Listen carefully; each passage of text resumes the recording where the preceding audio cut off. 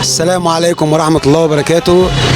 كل عام وانتم طيبين. طبعا مش محتاجين ان انا اعرفكم، اخوكم احمد عبد الحليم الفقي، بني مجدول، كرداسة، طريق نهي ابو رواش بجوار مسجد الشهداء. بفضل الله عندنا شوية اصناف حاجة مميزة جدا جدا. بالنسبة للعويسي، عندنا عويسي هرم، وعندنا عويسي بتاع ايدكو، وعندنا عويسي اسماعيلاوي. اسعار كويسة جدا، وقبل الاسعار الجودة، يعني حضرتك بتاخد حاجه كويسه.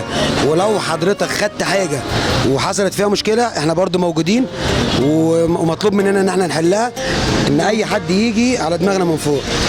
ده عويسي بتاع خط الهرم، حاجه عاليه عاليه فوق الممتاز، ده عامل 40 جنيه. ده عويسي بتاع ايدكو، حاجه برضو فوق الممتاز، ده عامل 35 جنيه. وعندنا عويسي تاني عامل 30، وعندنا عويسي عامل 20 جنيه. يعني في عويسي ب 20 ب 25 30 35 لحد 40 جنيه.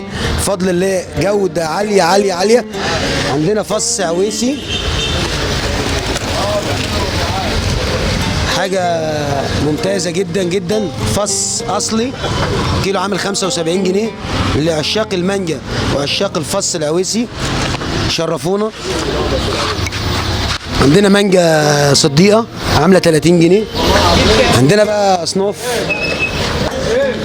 دي مانجا اسمها سدر اليمامة، اللي هي شبيهة العويسي، دي عاملة 20 جنيه. عندنا هندي عامل 20 جنيه. اصناف دي برضه عامله 20 جنيه. كل دي مانجا اصناف برضه عامله 20 جنيه. عندنا سكري من 15 جنيه لحد 20 جنيه، اعلى حاجه عامله 20 جنيه سكري.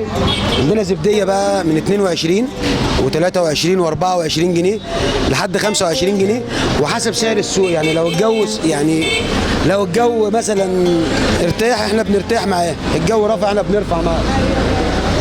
فعندنا نعومي،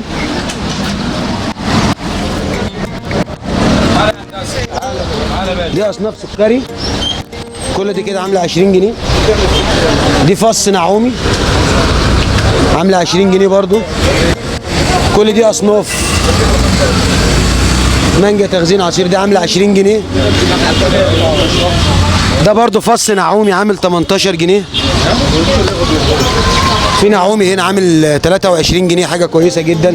نعومي اللي هو الدرجه الاولى عامل 23 بدل 30. دي فجر كلاني، دي عامله من 23 ل 25. في انجره هنا، انجره دي عامله 25.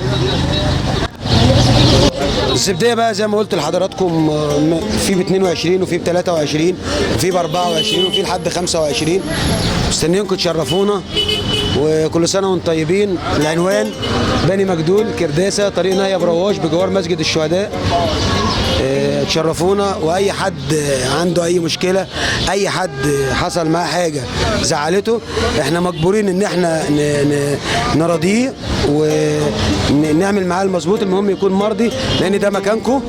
والسلام عليكم ورحمه الله وبركاته. كل سنه وانتم طيبين.